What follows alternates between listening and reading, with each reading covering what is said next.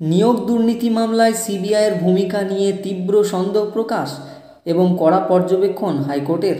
নমস্কার বন্ধুরা, academy YouTube চ্যানেলে সকলকে স্বাগত জানাই।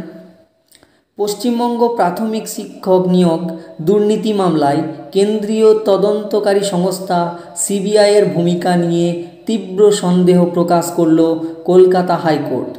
বিচারপতি তপব্রত চক্রবর্তীর ডিভিশন বেঞ্চ এই মামলা তদন্তের দীর্ঘসূত্রিতা এবং অগ্রগতি নিয়ে একাধিক প্রশ্ন তুলেছে, যা রাজ্যের প্রশাসনিক ও রাজনৈতিক মহলে ব্যাপক আলোড়ন সৃষ্টি করেছে।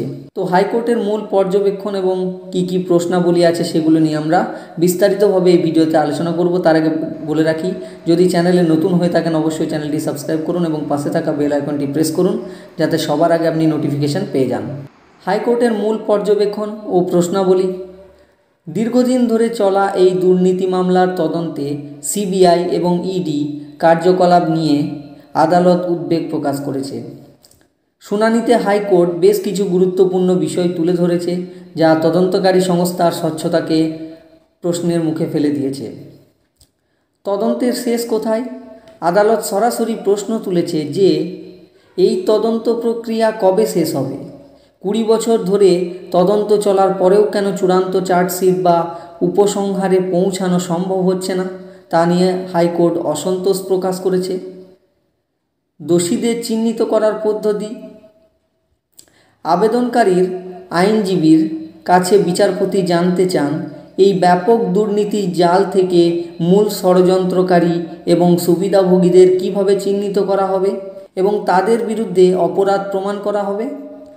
তদন্তকারী সংস্থার কাছে এর কোনো সুস্পষ্ট রূপরেখা আছে কি না তা নিয়ে প্রশ্ন ওঠে। প্রাথমিক শিক্ষা পর্ষদের ভূমিকা। আদালত প্রাথমিক শিক্ষা পর্ষদের প্যানেল প্রকাশের অস্বচ্ছ পদ্ধতি নিয়েও প্রশ্ন তুলেছে।